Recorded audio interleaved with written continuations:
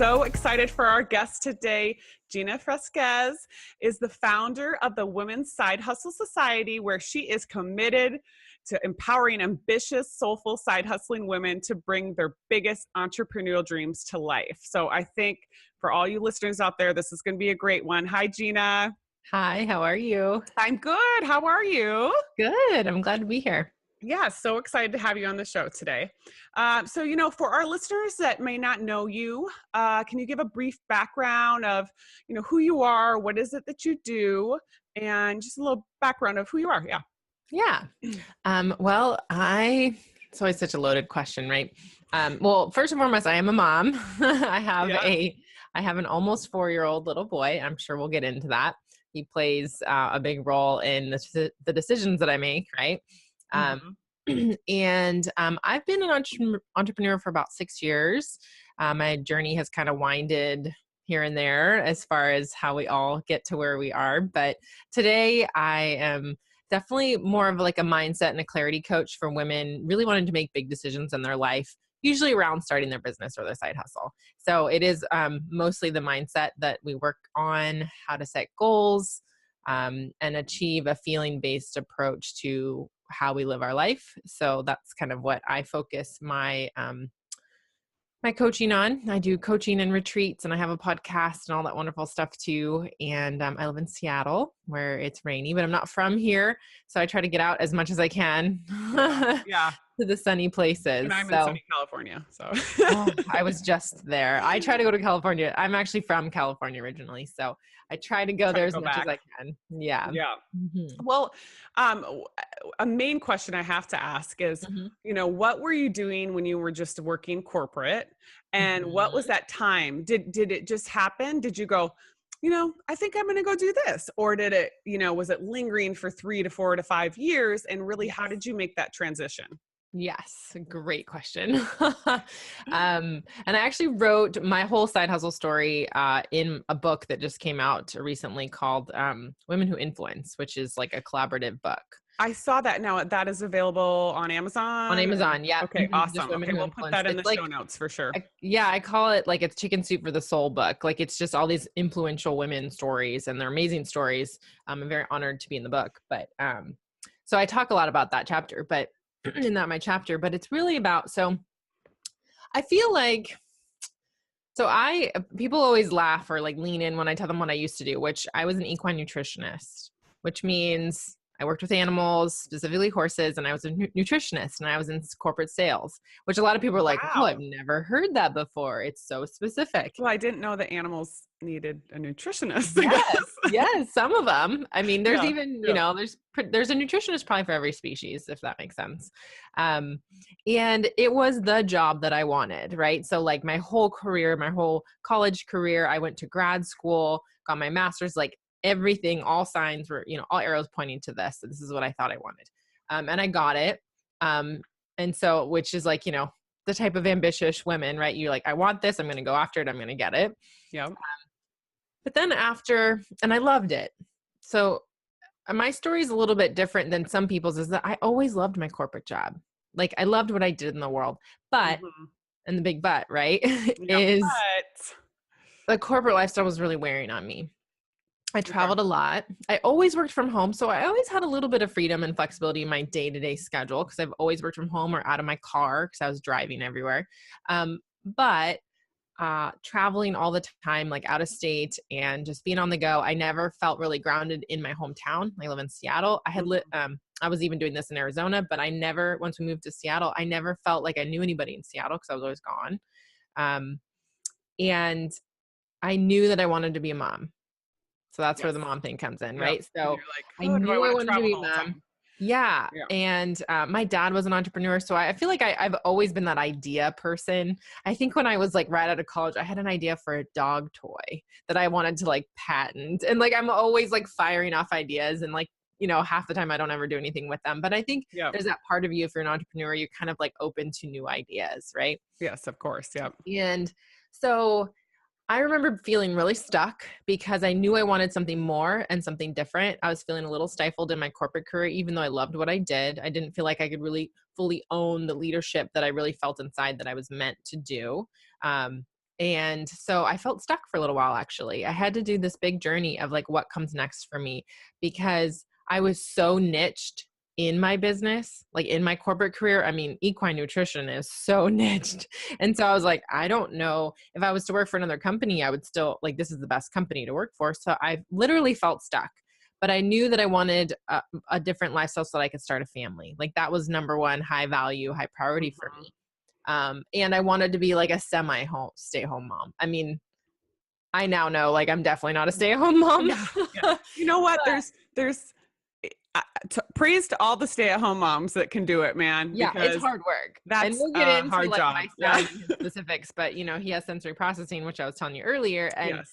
and like that just makes me like I need a break. Yeah. Because I it's so get it. intense. Yeah. So in hindsight, right? So anyways, I just started doing a lot of research, like what light me up, like what I was interested in. I knew I was good at a lot of things, but I kind of found my way towards health coaching. And because I was already in nutrition, I already had tons of background in nutrition. It was a very easy jump for me to go from animal nutrition to human nutrition. Made Yeah. sense. Yeah. And so that was like super easy yes for me. And so I went down that course of that. And I eventually became a stress coach because I myself had struggled with adrenal fatigue and total stress and burnout, and kind of wound my way to some point where I decided to actually quit my job. So back in 2013, I felt like I couldn't do both. I had taken my side hustle as far as it could go, health coaching and stress coaching. And then, you know, where now they were conflicting. So I was working all the time, but on both sides of the spectrum. And I think that's important to mention, because I think a lot of the people have questions about, oh, do you just quit and just, you know, have no income coming in while you're trying to build your business? And most people will say, you want to stay in that corporate job and build the business at the same time to kind of get to as far as you can until you can kind of switch over, which is what I did as well. So that's what I did. Yeah. Yes. You need to be on my podcast. Yeah. And it is really, I mean, there's different situations and, you know, everybody's different, but and you hear all the experts and everybody say that if you can hold on to some type of stable income, like your corporate career, even if that means you negotiate a work from home or negotiate a reduced hour schedule or something like, and that's what I did.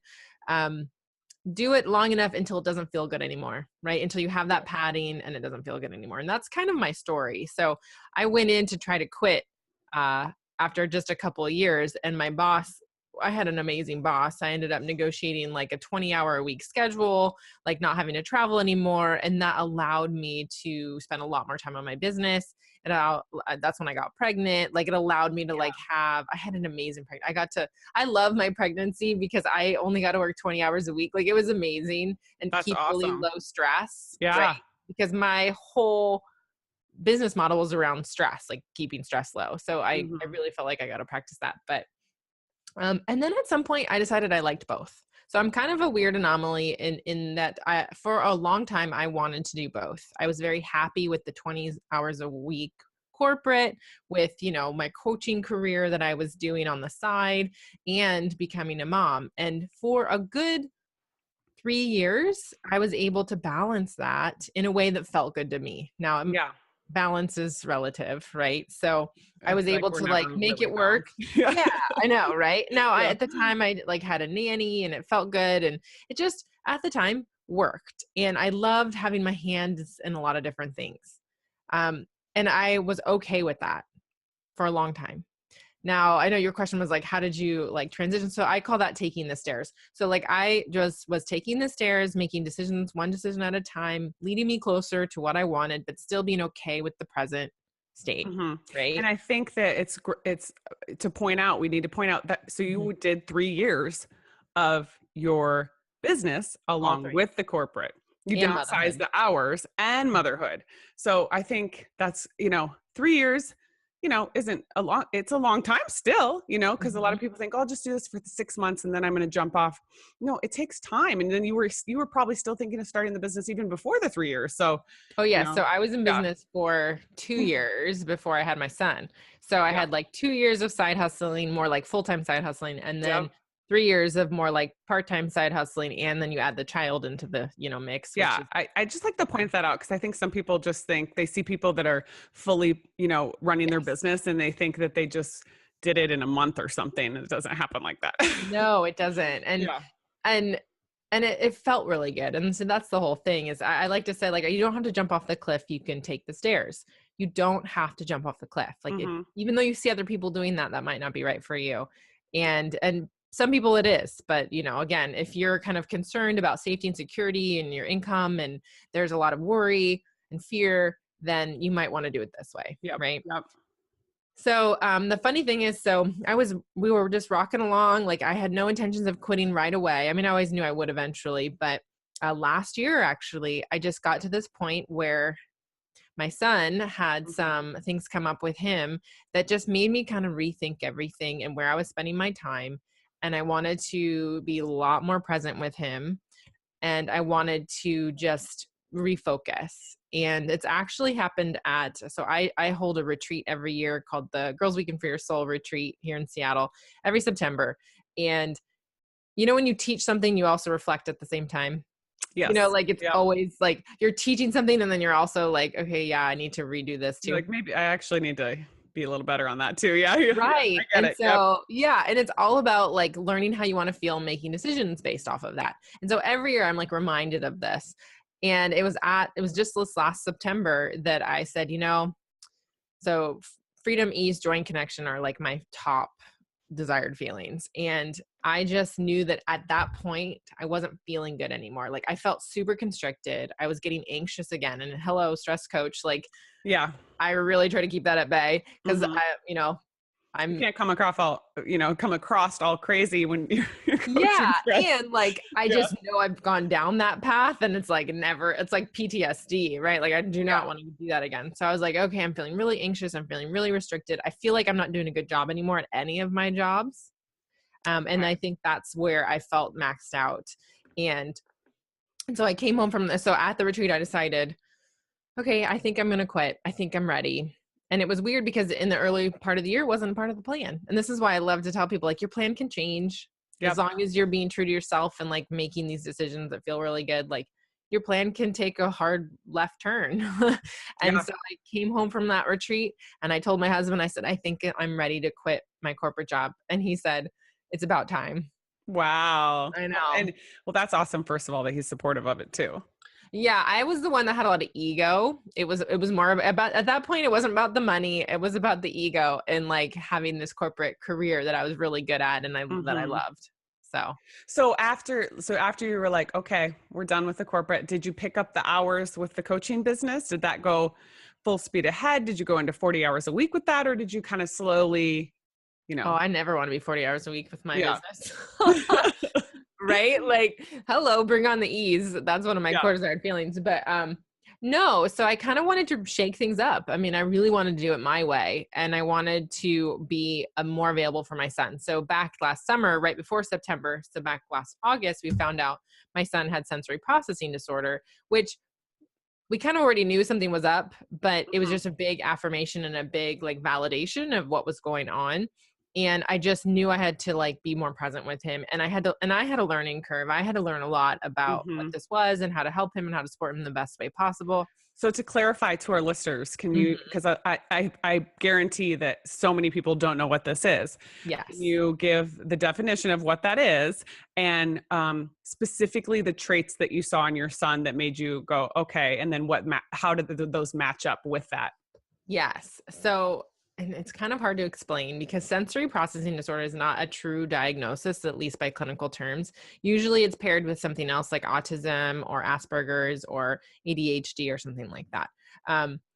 But your child can have sensory processing disorder and none of those other things. And that's where my son lies. So my son is one of those cases where he's only sensory processing disorder that we know of. I mean, he's only 4, but so he's not on the autism spectrum, but most autism kids have sensory processing disorder. So it's kind of like they can be together, they can be separate. And what it is we're talking about our senses, right?